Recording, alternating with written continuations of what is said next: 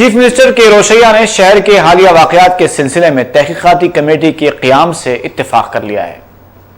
متحدہ مجلس عمل کے وفد نے چیف منسٹر کے روشیہ سے ملاقات کرتے ہوئے انہیں شہر کے حالیہ واقعات اور پھر پولیس کے جانبدارانہ رویے سے واقف کروایا۔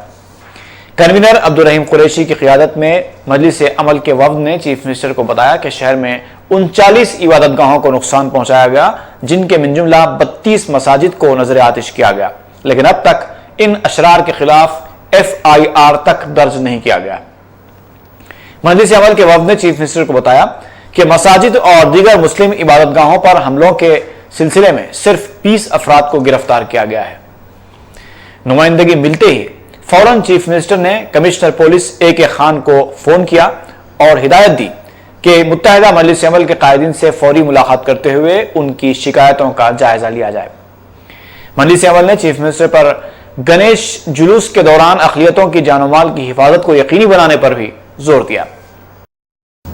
And this delegation met the Chief Minister, Mr. Roshaya, and this delegation comprises of leaders and particular elder leaders of all known Muslim parties of the state, and we presented to him that the police is making indiscriminate arrest in the old city. In the old city, every night in the dark hours, they barge into the houses, they force their entry, and they take away the young men in the house.